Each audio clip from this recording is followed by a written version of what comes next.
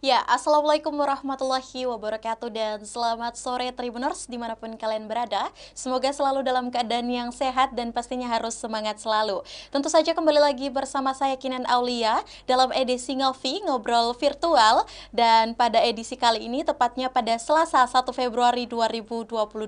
Dan spesial Imlek juga ya, kami juga mengucapkan selamat Imlek bagi teman-teman yang merayakan. Baik, pada edisi kali ini Kinan dan Tribun Timur sudah menghadirkan satu narasumber spesial, tentu saja berasal dari salah satu universitas swasta yang juga merupakan universitas terbaik se-Indonesia Timur.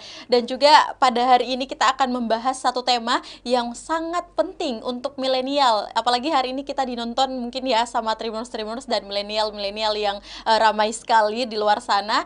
Makanya jangan lewatkan perbincangan kita tentu saja pada hari ini. Baik Tribuners, untuk itu saya akan memperkenalkan terlebih dahulu narasumber kita. Siapa lagi jika bukan Bapak Profesor Dekan Fakultas Hukum Universitas Muslim Indonesia. Saya mau menyapa dulu ada Bapak Profesor Dr. Haji Laude Hussein SHMH. Halo, Assalamualaikum dan selamat sore Pak Prof. Waalaikumsalam warahmatullahi wabarakatuh. Selamat sore. Wow, hari ini Pak D tidak menggunakan seragam seperti biasanya ya, lebih santai nih pembawaan kita nih Prof. Baik. Nah baik Pak Prof, mungkin hari ini dari mana aja Prof?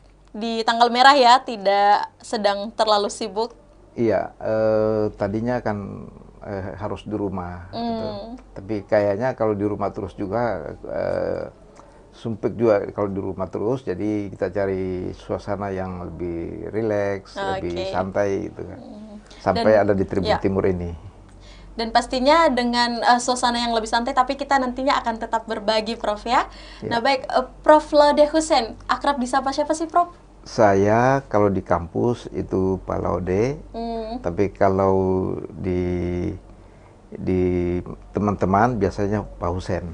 Pak Hussein. Berarti kalau spesial di Ngopi kita di Tribun Timur hari ini kira-kira panggilnya enaknya apa, Prof? Ya bisa Laude, bisa Hussein gitu. Sekalipun tidak menggunakan gelar profnya ya. Iya. Oke, lebih nyantai ya, Prof. Lebih nyantai, betul. Baik, Pak Laude. Aduh, agak sungkan juga nih.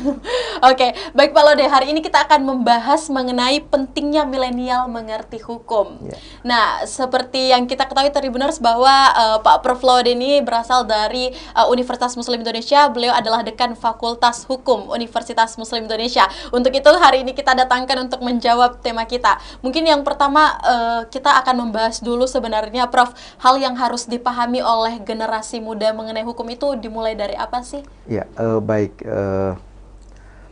Bagi generasi muda, generasi milenial, tentu yang perlu dipahami berkaitan dengan hukum ini itu adalah keberadaan dalam suatu komunitas atau keberadaan dalam sebagai negara yang berdasarkan atas hukum, ya. Sehingga itu menjadi suatu hal yang niscaya semua lapisan masyarakat, apapun statusnya, apapun posisinya, termasuk generasi milenial, itu harus paham tentang hukum, harus memahami bahwa ketika berada dalam suatu negara yang berdasarkan atas hukum, maka konsekuensinya semua tingkah laku, semua tindak tanduknya itu harus selalu taat pada hukum. Aturannya ya, pada dan hukum. itu konsekuensinya dalam sebuah negara itu ada koridor, karena hukum itu kan ibaratkan rel yang ada dalam suatu negara, dan kita harus selalu berada dalam rel itu, siapapun dia, gitu. Baik, terima kasih Prof. Nah, lantas dengan hal yang tadi Anda jelaskan, kenapa anak milenial, Prof, sampai saat ini harus melek terhadap hukum? Kenapa kita tidak bisa udah deh nggak usah belajar hukum itu? Kenapa, Prof Laude? Iya, generasi milenial itu kan generasi yang berada dalam satu masa yang disebut dengan revolusi industri 4.0, revolusi kebebasan. Kita berada dalam suasana yang bebas, itu kalau tidak ada hukum yang mengatur, maka dia akan menjadi chaos, akan menjadi anarkis itu. Jadi olehnya itu marilah semua generasi termasuk generasi milenial ini harus taat hukum gitu. Harus paham tentang hukum itu, bukan hanya sekedar taat, kita harus memahami bahwa hukum itu adalah akan membawa kita pada suatu tingkatan atau suatu derajat kesejahteraan. Iya.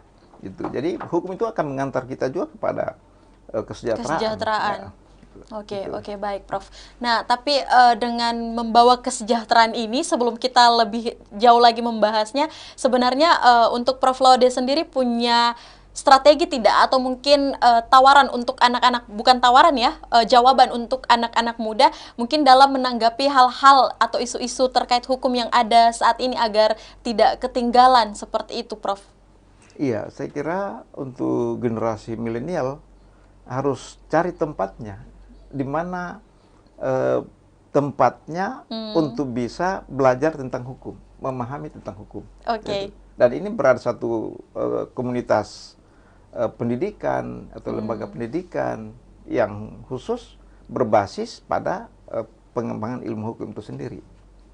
Berarti untuk bekal pengetahuan hukum di Fakultas Hukum UMI sudah cocok, Prof? Iya. Kalau di Fakultas Hukum UMI Ya. memang sebagai fakultas hukum yang memiliki akreditasi unggul. Ya. Ya. Dan itu saya kira sangat tepat kalau generasi milenial itu menjatuhkan pilihannya pada Fakultas Hukum Universitas Muslim Indonesia. Oke. Kenapa? Karena untuk Fakultas Hukum Universitas Muslim Indonesia itu kita sudah menggiring proses pembelajaran dengan berbasis digital. Oke, Yaitu baik. yang saya sebut dengan Law Digital Education.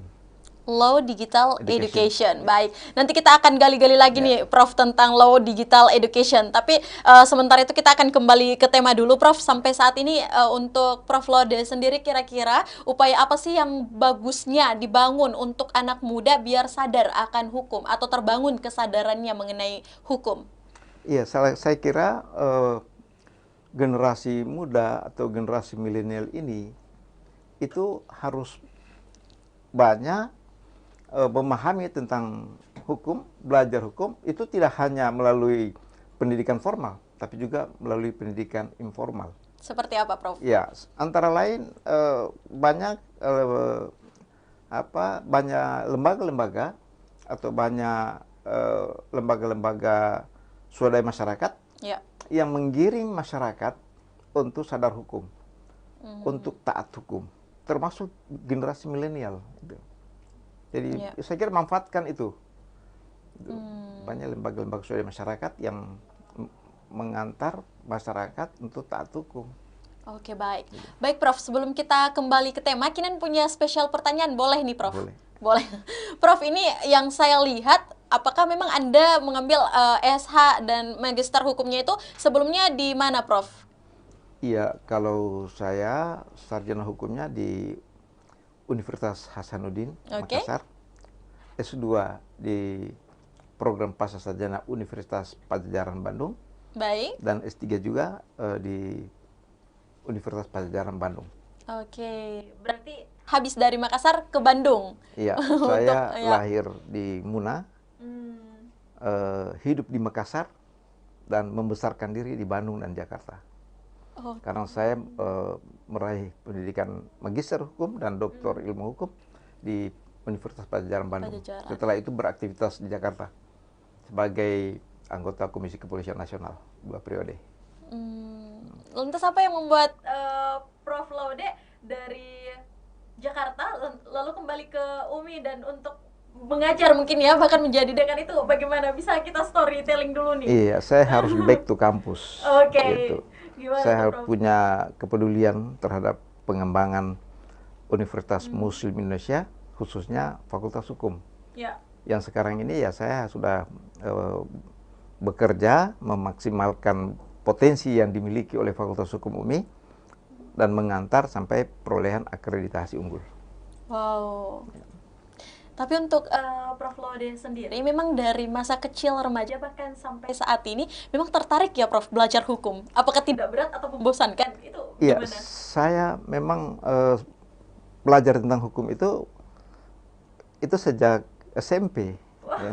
SMP sudah luar biasa. sudah pegang-pegang buku KUH pidana dulu saya di SMP, ingat. Karena kenapa? Karena orang tua saya adalah seorang polisi yang bekerja di bidang reserse dan kriminal. Ya. Jadi saya tertarik dengan profesi orang tua saya sendiri. Jadi sehingga saya ketika saya melanjut tamat SMA itu harus ke Makassar dan menjatuhkan pilihan pada Fakultas Hukum dan langsung milih Fakultas Unhas, Hukum ya. Universitas Hasanuddin. Oke.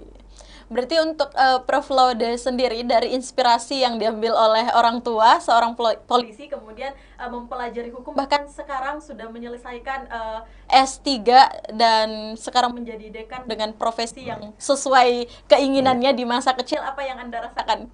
Ya, saya kira ini satu kebahagiaan tersendiri ya, bahwa apa yang saya dapatkan sekarang itu adalah sesuai dengan cita-cita, sesuai dengan keinginan saya sendiri, dan itu saya raih dengan sukacita. Oke, pasti ada suka duka juga ya, tapi tetap bahagia, Prof. Yang penting kebahagiaan. Dan pastinya tidak pantang menyerah. Tidak akan menyerah. Ya. Tidak akan menyerah. Tiada kata jerah dalam perjuangan.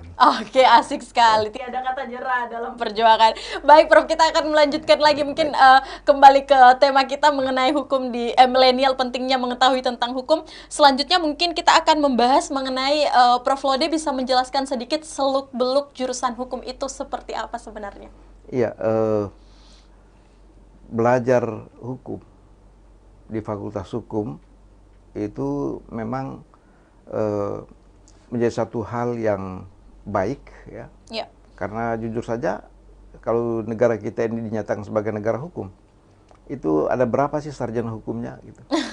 Ya. Apakah sudah cukup 10%?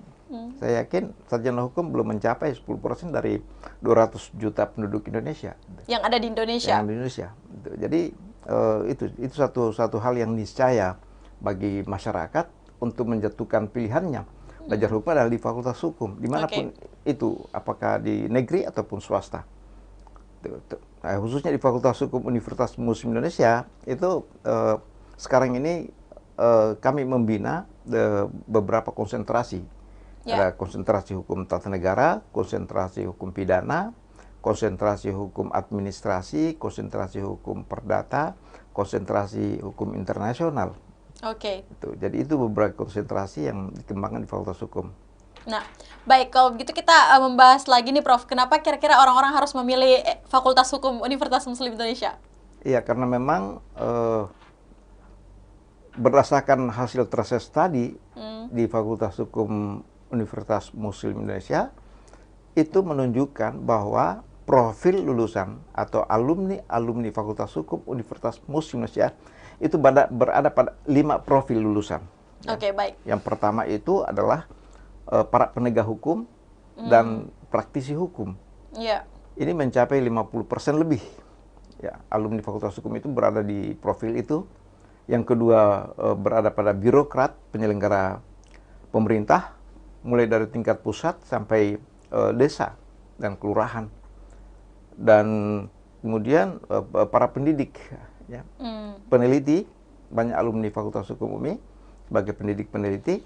Kemudian ada legal drafter, ya, mereka banyak di DPR, baik DPR pusat maupun DPR provinsi dan kabupaten kota. Ya. Dan yang lain banyak pelaku bisnis.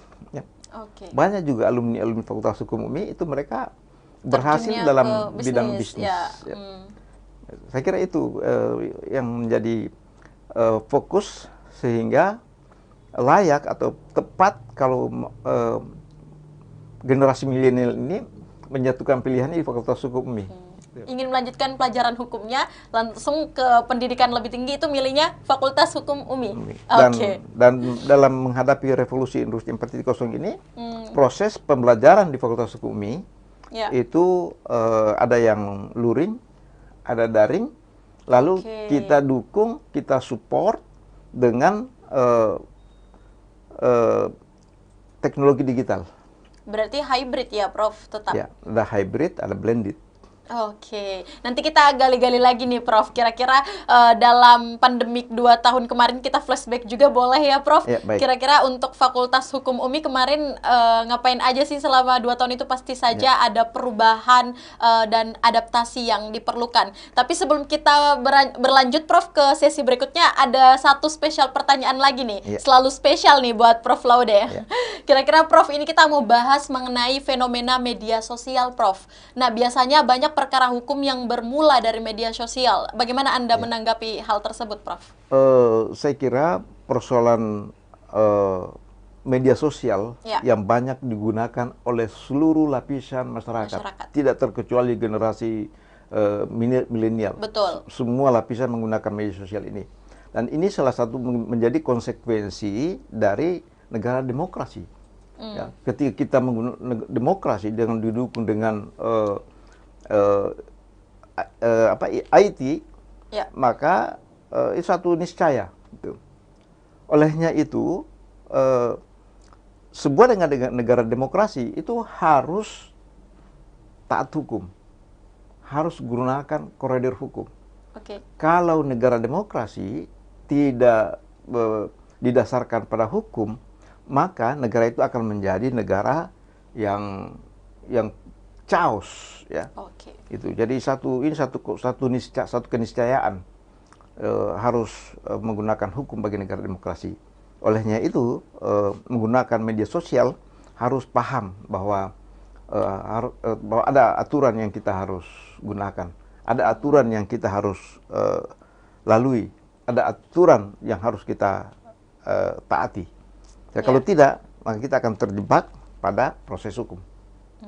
Kita akan berurusan dengan proses hukum juga ya, Prof. Oke, baik. Terima kasih, Prof, untuk penjelasan Anda mengenai fenomena media sosial. Nah, baik, Tribuners, mungkin selanjutnya kita akan kembali lagi bersama Prof Laude, dan kita juga akan gali-gali mengenai jurusan hukum di Universitas Muslim Indonesia. Di samping itu juga kita akan melihat isu-isu yang marak terjadi dan berhubungan dengan hukum, khususnya untuk milenial. Jangan kemana-mana, tetap bersama saya Kinan Aulia seusai jeda berikut.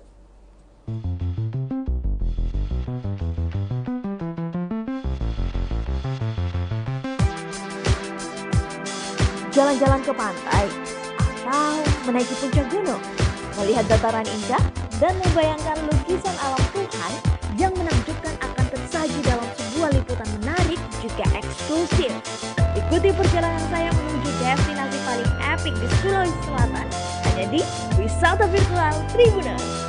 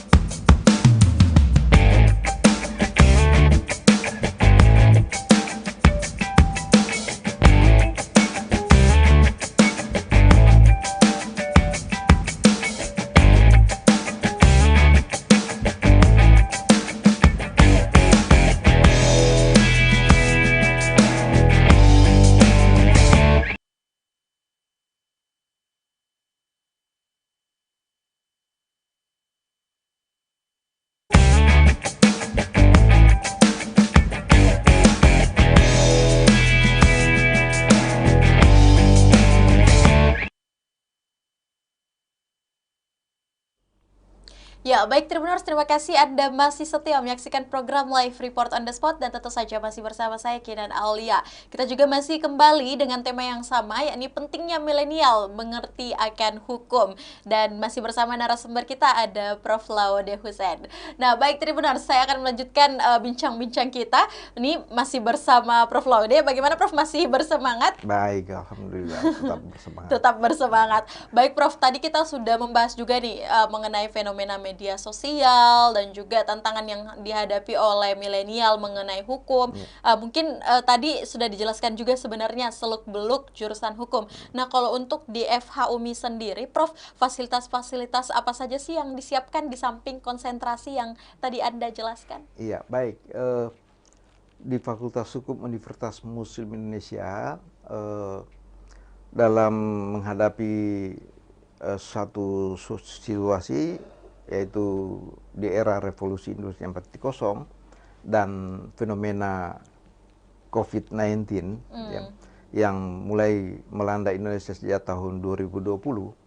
Sebenarnya di Fakultas Hukum Universitas Muslim Indonesia itu sebelum COVID-19 menerjang Indonesia itu tahun 2019 kita sudah mempersiapkan proses pembelajaran secara virtual. Gitu.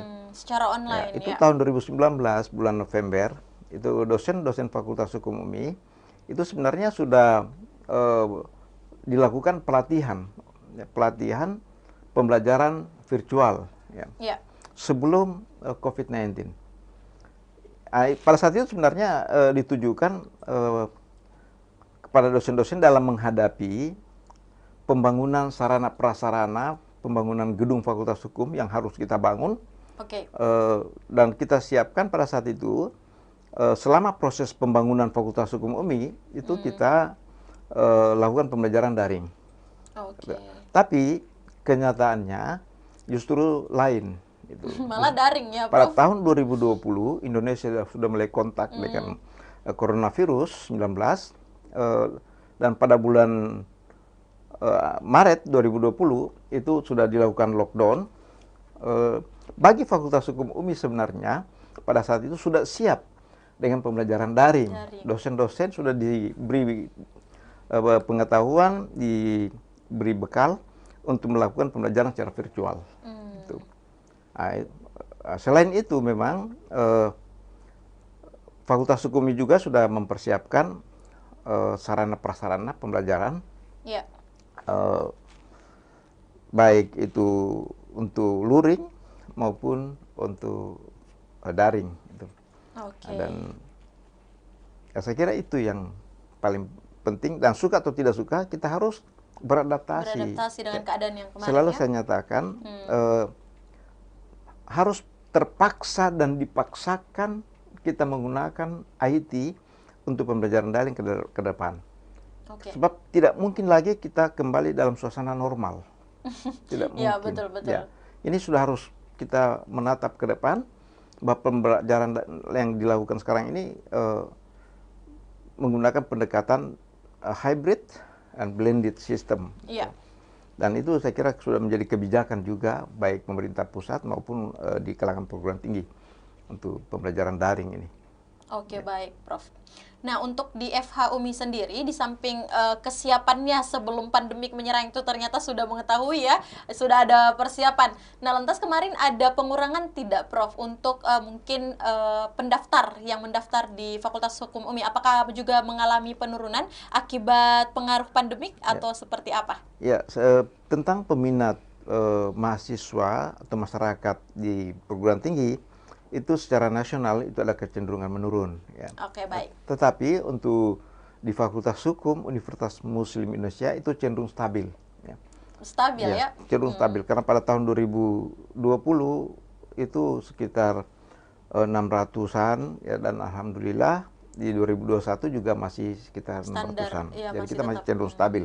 Saya kira stabilitas yang terjadi di Fakultas Hukum ini tidak lebih dari pelayanan yang kita berikan di Fakultas Hukum ini terhadap mahasiswa. Saya jujur saja sebagai pemegang amanah di Fakultas Hukum ini, saya selalu mengajak teman-teman lakukan pelayanan dengan hati. Dengan hati. Kita melayani mahasiswa dengan hati nurani. Baik. Kenapa dengan strategi yang ditawarkan oleh Prof. Laude itu dengan hati, itu sebenarnya latar belakangnya ada apa, Prof? Itu merupakan konsekuensi bahwa Fakultas Hukum ini kan berada di satu perguruan tinggi yang Islam. Di dalam tata kelola perguruan tinggi di Universitas Muslim Indonesia itu basicnya adalah harus Al-Quran. Di dalam surat Al-Quran itu sebenarnya di surah Al-Imran 159 bahwa kita mengelola UMI yang pertama semata-mata mengharapkan rahmat Allah Subhanahu. Kemudian untuk mendapatkan rahmat Allah ini kita harus lemah lembut. ya, harus lemah lembut, tidak boleh berhati kasar. Karena ketika kita berhati kasar, orang-orang sekitar akan meninggalkan kita. Kemudian yang tidak kalah pentingnya, kita harus selalu, yang kita hadapi ini kan mahasiswa dengan berbagai latar belakang, ada yang memiliki kemampuan, ada tidak, ada orang tuanya PNS, ada petani, ada nelayan. Berbagai background keluarga juga ya, dan Prof. ini kita harus pahami semua itu, sehingga dalam memberikan pelayanan itu harus betul-betul memahami kondisinya. Misalnya saja, kalau tiba saatnya bayar SPP, mereka kan tidak punya uang cash, tidak punya uang kontan, yang harus dicicil, ya harus kita berikan kebijakan, ya harus kita memahami kondisi itu. Baik. Kemudian semua permasalahan yang ada itu harus selalu kita musyawarahkan. Ya itu kita harus, dan terkadang kita tahu bahwa anak-anak kita ini kan ada kadang-kala mungkin salah, gitu kan? Ya kita harus cepat memberikan maaf. Kalau perlu kita mohonkan kepada Allah, ampuni mereka, itu karena mereka anak-anak kita. Nah, itulah kita, ini petunjuk dalam Al-Quran. Surat Al-Imran 159. Saya kira ini dimanapun kita melakukan tata kelola, kalau kita pegang ini, insya Allah kita, rahmat Allah selalu ada sama kita. Selalu dimudahkan ya, Prof. Ya, insya Allah. Wow, saya sampai tersanjung sekali nih, seakan-akan langsung kena ini siraman rohaninya. Oke, baik Prof Laude. Mungkin itu sekilas balik mengenai FH UMI di 2 tahun lalu di tengah pandemik ya. Berarti tetap standar, mendapatkan standar untuk peminatnya. Lantas sampai saat ini Prof, mungkin Anda selaku Dekan Fakultas Hukum UMI, apa yang akan Anda persiapkan atau inovasi apa yang akan Anda bangun nantinya untuk menghadapi tantangan di 2022 ini menyambut calon mahasiswa baru? Ya, baik. Tentu harapan kami masyarakat menjatuhkan pilihan untuk melanjutkan studi lanjut itu di Fakultas Hukum Universitas Muslim Indonesia. Ini kemudian kita harap dengan strategi yang pertama, sarana dan prasarana kita harus lengkapi. Berbagai kebutuhan mahasiswa kita harus segera penuhi, karena itu semuanya akan menunjang proses pembelajaran. Ya. Kalau sarana prasarana kita tidak lengkapi, itu tentu akan menjadi problem dalam proses pembelajaran. Dan yang tidak kalah pentingnya sebenarnya adalah sumber daya manusia, yang antara lain dosen. Ya.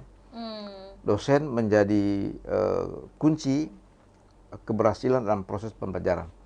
Dosen juga harus tanggap dengan informasi dan teknologi. Oke, baik. Termasuk materi pembelajaran. Dosen harus bisa beradaptasi. Kalau tidak bisa beradaptasi, dia akan ditinggal oleh zaman. Ketinggalan ya, Prof. Baik, saya sangat tertarik tadi dengan pembahasan dosen. Nah, untuk di FH UMI sendiri, bagaimana atau dosen-dosen seperti apa sih yang dipersiapkan di Fakultas Hukum UMI, Prof? Di Fakultas Hukum UMI, dosen berjumlah 87 orang. Dengan guru besar itu 11 orang dan 51 orang bergelar doktor. Selebihnya itu masih magister, tapi mereka juga masih berada dalam proses studi lanjut S3. Insya Allah tahun 2024 dosen-dosen Fakultas Hukum UMI itu sudah doktor semua. Ya. Dan kita juga menerima calon dosen itu standarnya juga doktor. Ya. Jadi insya Allah kedepannya dosen-dosen Fakultas Hukum itu semua sudah dokter, berstandar dokter ya. Dokter. Berarti kalau mau jadi dosen di Fakultas Hukum UMI, dokter dulu nih, baru mendaftar. Ya, dokter dulu baru ikut seleksi. Oke, baik Prof Laude. Nah, selanjutnya mungkin kita kembali lagi di masalah ilmu hukum, Prof Laude. Nah, kalau untuk Prof Laude sendiri, kira-kira bekal yang baik nih untuk pemula ataupun rekan-rekan milenial yang di luar sana yang ingin belajar hukum itu dimulai dari apa sih, Prof? Apa harus hafal pasal-pasal dulu? Seperti apa, Saya Prof? kira yang penting basic dari ilmu hukum adalah hukum dasar, Ya, ya. Antara lain pengantar ilmu hukum, oke. lalu pengantar hukum Indonesia, lalu ada mata kuliah ilmu negara, Hmm, kemudian juga ada mata kuliah kewarganegaraan, Pancasila, oke. bahasa Inggris hukum. Ini juga sangat penting bagi Oh, ada bahasa Inggrisnya juga ya, Prof ya? jadi memang ada bahasa Inggris hukum. Ya. Oke, Karena oke. bahasa Inggris itu kan kalau bicara dengan berkaitan dengan hukum itu spesifik itu untuk Inggris hukum, ya. ya. Itu misalnya saja ada istilah tax holiday, ya. Kalau diterjemahkan tax holiday kan pajak libur gitu kan. Tapi itu bahasa hukum Iya, ya. liburan, Ya, pajak liburan. salah satu Oke, contoh ya, iya. satu contoh ya. Itu jadi memang ada mata kuliah Inggris hukum yang harus dipahami oleh setiap mahasiswa di Fakultas Hukum UMI. Nah, setelah itu baru mereka masuk pada penjurusan, ya. Seperti hukum tata negara, hukum administrasi negara, hukum pidana, hukum perdata, hukum dagang, hukum internasional. Mahasiswa boleh menentukan pilihannya. Dan dalam kaitannya dengan pembelajaran Merdeka Belajar ini, itu sampai semester 5, ya. Mereka belajar hukum di kampus, di program studi ilmu hukum, lalu setelah semester 6, mereka sudah bisa masuk di masyarakat, belajar di tengah-tengah masyarakat. Nah, tentu saya harapkan dan memang kita selalu arahkan untuk mahasiswa yang ikut belajar Merdeka, kampus Merdeka ini, Ya. kita dekatkan pada profil lulusannya. Oh, Jadi ya, mereka baik. belajar hukum di tengah-tengah masyarakat pada profil lulusan itu. Ada pada penegak hukum, misalnya dia belajar di kantor pengadilan, belajar di kantor polisi, kantor kejaksaan, kantor pengacara, notaris, itu. Sehingga mereka betul-betul mendekatkan ilmu hukum yang mereka pelajari dengan kenyataan yang sebenarnya. Dengan kenyataan yang Ya, ada. dia harus paham itu. Oke. Ya, itu. Jadi ilmu hukum itu kan ilmu kenyataan, itu Ya. kan. Itu. Jadi tidak boleh ada lain dipelajari, lain lagi Ya. di kenyataannya. Itu harus sesuai dengan ilmu yang diperoleh dengan prakteknya gitu. Harus balance ya, Ya, Prof. harus itu. Oke. Nah, tapi sampai saat ini untuk Prof Laude sendiri sebenarnya dengan sepak terjang yang mungkin sampai sudah berada di titik ini, Prof Laude mungkin Kinan agak kepo juga nih. Dari dulu Prof Laude itu sukanya mata kuliah apa sih? Di antara semua tadi banyaknya mata kuliah yang sempat disampaikan. Iya, saya memang konsentrasi pilihan saya di bidang ilmu hukum itu jatuh pada hukum tata negara. Oke, Ya, hukum ya. tata negara dalam arti luas, gitu. Karena saya memahami bahwa kalau hukum tata negara itu kan makronya hukum, gitu kan. Semua persoalan hukum di Republik ini itu proses pembahasannya itu melalui kajian hukum tata negara, gitu. Ya, itu jadi melalui legislatif, ya, pembahasannya itu. Ya, itu saya tertarik di situ, ya, itu. Dan punya tantangan tersendiri di kajian hukum tata negara itu. Meskipun mahasiswa yang memilih konsentrasi hukum tata negara itu sedikit.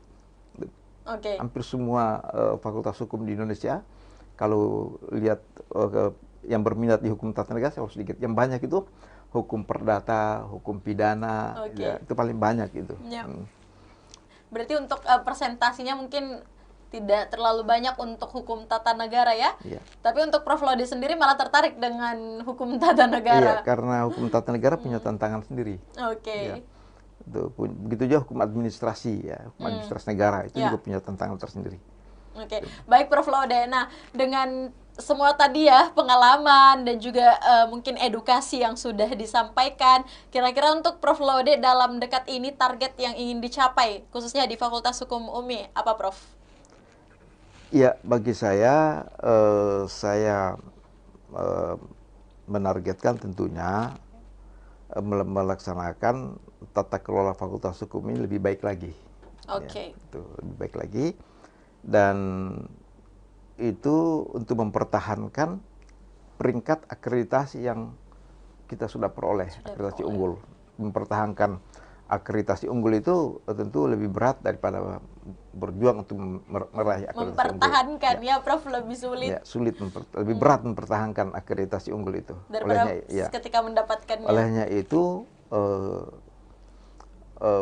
kesiapan dosen dan sarana prasarana itu menjadi hal yang mutlak dalam mempertahankan akreditasi unggul ini. Termasuk instrumen pembelajaran. Ya. Itu harus selalu coherence dengan visi misi program studi. Oke, baik Prof.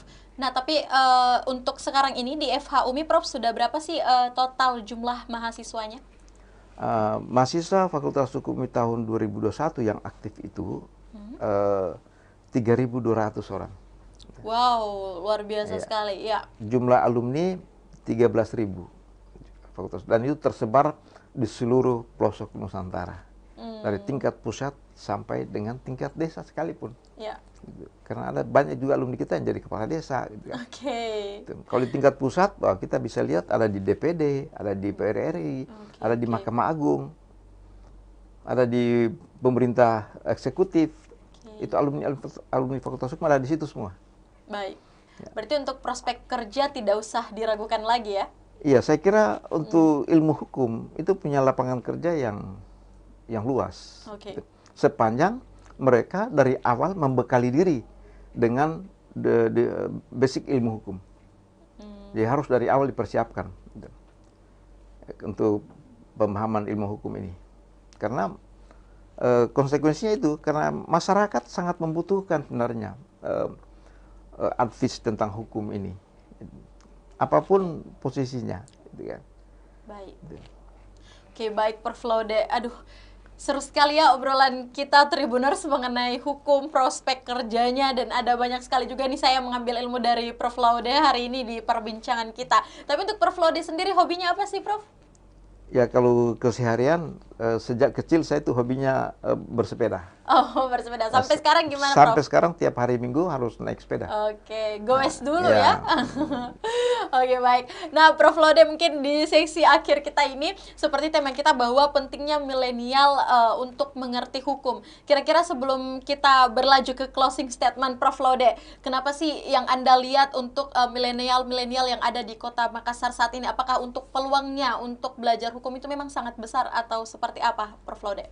Ya, saya kira milenial khususnya di Kota Makassar itu cukup rame ya menggunakan media sosial, menggunakan IT itu. Dan saya mengajak untuk tidak meninggalkan pemahaman tentang hukum dan manfaat dari penggunaan media sosial ini. Itu yang paling penting ya, supaya kita tidak terjebak pada hal-hal yang melanggar hukum. Kebebasan tanpa hukum adalah menjadi diktator ya. Kalau orang berdemokrasi tanpa hukum bisa menjadi negara itu goyang gitu. Ya, kalau begitu. Berarti jawaban dari tema kita hari ini memang sangat penting ya, milenial untuk mengerti hukum. Ya, saya kira sangat relevan sekali. Ya. Milenial itu taat hukum, milenial harus paham hukum. Ya. Apalagi negara kita negara hukum. Ya, kita harus hukum kita gunakan sebagai koridor. Ya. Itu. Bayangkan saja kalau kita ibaratkan hukum dengan kekuasaan itu kan, kekuasaan itu saya ibaratkan lokomotif, hukum saya ibaratkan rel, dan lokomotif itu harus selalu berjalan di atas rel. Kalau lokomotif tidak keluar rel, maka gerbongnya akan mengalami kegoncangan. Penumpangnya akan bisa celaka di dalam gerbong itu. Di dalam perjalanan. Ya, olehnya itu, ya milenial sekalian itu harus selalu taat akan hukum itu. Dan mungkin paling pentingnya adalah mengerti tentang ilmu hukum sebagai dasar.